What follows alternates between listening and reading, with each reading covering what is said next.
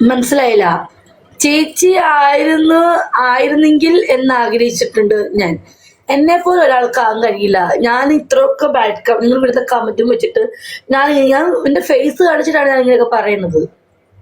ഇതിന്റെ ഭവിഷ്യത്ത് എന്താണെന്ന് എനിക്ക് നന്നായിട്ട് അറിയാം. ഞാൻ അധികം കാലൊന്നും ജീവിച്ചു പോകത്തൊന്നുമില്ല. ഓക്കെ, ഞാൻ എന്റെ മക്കളെ പഠിപ്പിക്കും.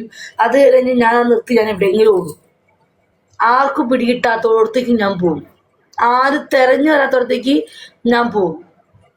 ഞാൻ ഫേസ് കാണിച്ചിട്ടാണ് നിങ്ങളോട് ഈ സംസാരിക്കുന്നത്. ഇതൊക്കെ നാളെ റെക്കോർഡുകളാണെന്നും നാളെ യൂട്യൂബിലും ഇൻസ്റ്റയിലും ഫേസ്ബുക്കിലും ഒക്കെ ഓടുന്നുണ്ടെന്നൊക്കെ നന്നായിട്ട് അറിയാം. പക്ഷെ എനിക്ക് ഒരാളും പേടിയില്ല.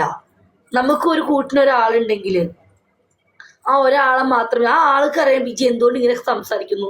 ഞാൻ എന്റെ സന്തോഷമാണ് നോക്കുന്നത്. എനിക്ക് എങ്ങനെയാണ് ഒരു ഹാപ്പിനെസ് നിങ്ങളിൽ നിന്ന് കിട്ടുക? നിങ്ങൾ എങ്ങനെയാണ് ചിരിക്കുക? നിങ്ങളും ചിലപ്പോൾ ജോലിയൊക്കെ കഴിഞ്ഞ് ടയേർഡൊക്കെ കഴിഞ്ഞ് റൂമിലിരിക്കുന്ന ആൾക്കാരായിരിക്കും. മനസ്സിലായോ? നിങ്ങളൊക്കെ ചിലപ്പോൾ ഭയങ്കര ടൂ മച്ച് പ്രഷറൊക്കെ കയറി ഓഫീസിലൊക്കെ ഇരുന്ന് ഈ കമ്പ്യൂട്ടറിന്റെ മുന്നിൽ ഇരുന്ന് ഓരോരോ കണക്കും കാര്യങ്ങളും നോക്കി തല പോഞ്ഞ് ഭയങ്കര പ്രഷർ, ടെൻഷൻ. പിന്നെ ഹൗസ് മെയ്ഡൊക്കെ ആണെങ്കിൽ അവരെ അർബാബ് ചീത്ത പറഞ്ഞു അവിടുത്തെ ഓട്ടം ഇവിടുത്തെ ഓട്ടം. പിന്നെ ആൾക്കാർക്ക് ഒരുപാട് പ്രഷറുള്ള ആൾക്കാരൊക്കെ ഇഷ്ടംപോലെ ആൾക്കാരുണ്ടാവും. അപ്പൊ അവർക്കൊക്കെ ഒരു ചിരിയും തമാശയായിരിക്കും എൻ്റെ ലൈഫ്. അതേപോലെ തന്നെ ഞാൻ 24 റൂമിലിരിക്കുന്ന ആൾക്കാരാ. നിങ്ങളുടെ ഓരോ കമന്റുകളും എനിക്കും ചിരിക്കുന്നുണ്ട് ഇതാക്കല്ലേ ആവശ്യമില്ല. അപ്പം ഞാൻ പറഞ്ഞല്ലോ, എന്നെ സംബന്ധിച്ചോളം ഞാൻ എൻ്റെ മക്കൾ ഒരു ആക്കി കഴിഞ്ഞാൽ ഞാൻ അതിനോട് വിടാൻ മരിക്കാനൊന്നും പോകില്ല. കാരണം ഞാനും മൊത്തത്തിൽ എവിടെയെങ്കിലും പോകും.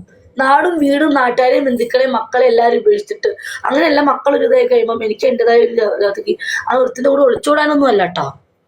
ഒരുത്തിൻ്റെ കൂടെ ഒരുത്തിനെ കല്യാണം കഴിക്കുകയോ ഒന്നുമില്ല. മനസ്സിലായോ? പക്ഷെ എനിക്കൊരു വിശ്വാസമുണ്ട്, നമ്മളെ മനസ്സിലാക്കുന്നവരും നമ്മൾ എന്താണ് എന്ന് മനസ്സിലാക്കിയിട്ട് ഒരു പുരുഷൻ ഒരു നാൾ എൻ്റെ അടുത്ത് വരും.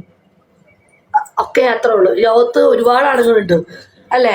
എല്ലാവർക്കും ഒരു ഇതാണോ? അല്ല, പ്രത്യേക ക്യാരക്ടർ ഉള്ളവരുണ്ട്. ഒരു പെണ്ണിനെ മനസ്സിലാക്കാൻ പറ്റുന്നതാണ് ഒരാണ്. ആ ആണ് ആ പെണ്ണിന്റെ കൂടെ നിൽക്കുക. എല്ലാവരും ഒരേപോലെ അല്ലല്ലോ. ഒരു പെണ്ണിനെ മനസ്സിലാക്കാൻ പറ്റി, അവളുടെ സ്വഭാവം മനസ്സിലാക്കി, അവളുടെ ലൈഫ് എങ്ങനെ, അവൾ എന്തുകൊണ്ട് ഇങ്ങനെ ആയി, അവളുടെ ജീവിതം, അതൊക്കെ നമ്മൾ മനസ്സിലാക്കിയിട്ട് ഒരു പെണ്ണിനെ സ്നേഹിക്കാൻ കഴിയുന്നുണ്ടോ? അത് ആണിന്റെ നല്ല മനസ്സ്. മനസ്സിലായോ? അപ്പൊ എവിടെയെങ്കിലും എല്ലാവരും ഒരേപോലെ അല്ലല്ലോ. നല്ല മനസ്സുള്ളവരുണ്ടാവും, എന്നെ പോലെ നല്ല മനസ്സുള്ള ആളുകളൊക്കെ ഉണ്ടാവും.